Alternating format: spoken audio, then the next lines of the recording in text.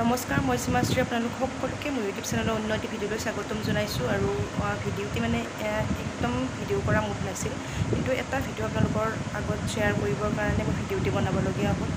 মানে কিছুমান মাক বাপেকে ল'ৰা ছোৱালীক কেনেকৈ মৃত্যুৰ মুখত ঠেলি দিব পাৰে, মানে নিজৰ অকণমান মোবাইলত ভিডিঅ' বনোৱাৰ নামত কিমান বেয়াকৈ সন্তানক মানে মাৰি পেলাব পাৰে, তাকে দেখাবৰ কাৰণে আপোনালোকক মই ভিডিঅ'টি বনালোঁ।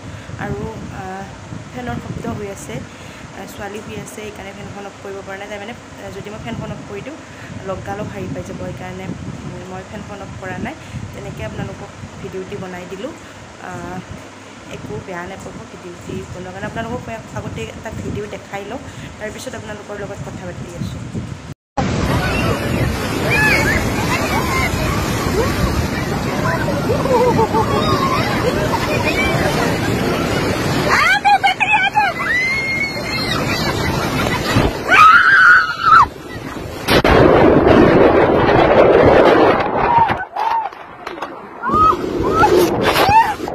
আপোনালোকেও দেখিলে ভিডিঅ'টি, ছোৱালীজনীক কেনেকৈ মাক দেউতাকে সেই সাগৰৰ মাজত এৰি দিছে, দি পেলাই ভিডিঅ' বনাই আছিল আৰু হাঁহি আছিল। মানে ছোৱালীজনীয়ে পানীৰ লগত খেলি ফূৰ্তি পাই আছিল, সেইকাৰণে মাক দেউতাকৰো হাঁহি উঠিছিল। ছোৱালীৰ ফূৰ্তি দেখি পেলাই মাক দেউতাকৰো হাঁহি উঠিছিল। কিন্তু ইমান ঢৌৰ মাজত জানো নিজৰ সন্তানক কেনেকৈ এৰি দিব পাৰি? মই নোৱাৰোঁ। কোনোবাই পাৰে যদি পাৰিব, কিন্তু মই নোৱাৰোঁ। মই কিন্তু ভিডিঅ'টো দেখি পেলাই মানে বুকু কঁপি গৈছে। নিজৰ সন্তানক মৃত্যুৰ মুখত কেনেকৈ ঠেলি দিব পাৰিছে। আজিৰ সমাজখন কোনটো দিশত গতি কৰি আছে একদম ক'ব নোৱাৰা হৈছে। যিমানে দিন গৈ আছে সিমানে মানুহৰ ব্ৰেইনবোৰে কি কাম কৰি আছে, কিয় মানে এইবোৰ কাম কৰি আছে একো ধৰিব নোৱাৰোঁ। মোৰ ছোৱালীজনীও পানী খেলি বহুত ভাল পায়। যদি তাইক মই দিনটো পানীৰ লগত খেলি থাকিব দিওঁ, পিছফালে মানে পানীত যদি খেলি থাকিব দিওঁ, মানে তাই একো নাকান্দিব, একো নাখাব, কেৱল পানীৰ লগত খেলিয়ে থাকিব। সেইবুলি কি মই ছোৱালীজনীক গোটেই দিনটোৰ কাৰণে পানীত খেলি থাকিব দিম নেকি? দিওঁ।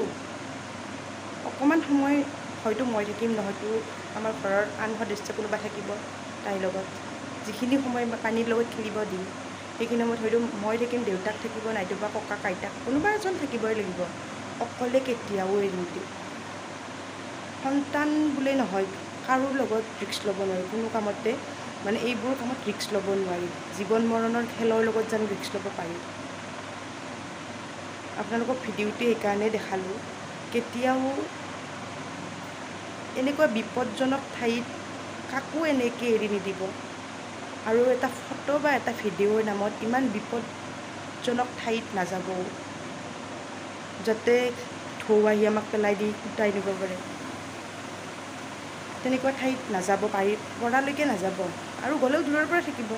ঠাই চাব সকলোৰে মন যায়, বিভিন্ন ধুনীয়া ধুনীয়া ঠাই চাবৰ কাৰণে সকলোৰে মন যায়, কিন্তু যিবোৰ ডেঞ্জাৰ ঠাই সেইখিনি ঠাইত নগ'লেনো কি হয়? বহুত ঘটনা দেখিলোঁ এইকেইদিনতে। বাপৰে কিমান উটি গৈছে, একেলগে 7জন মানুহ উটি যোৱাও দেখিলোঁ। তথাপি মানুহৰ মূৰত কিয়, মানে ব্ৰেইনটোত কিয় কাম নকৰে বুজি নাপাওঁ। ইমান ৰিস্ক কেনেকৈ লয় একদম গম নাপাওঁ। মোৰ আৰু একো ক'ব বাৰু মন নাই, আপোনালোকক এইখিনিয়ে ক'লোঁ। ভিডিঅ'টি চাওক, কাৰো লগত তেনেকুৱা নকৰিব, কাকো এনেকৈ অকলে এৰি নিদিব, নিজেও নাযাব আপোনালোকে।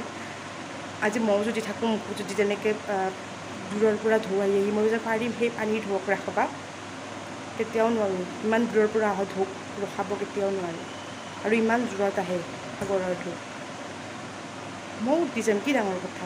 সেইকাৰণে সৰু বাচ্ছা বুলি নহয়, ডাঙৰেও ইমান ডেঞ্জাৰাছ ঠাইত নাযাব ভিডিঅ' বা ফটো এটাৰ নামত।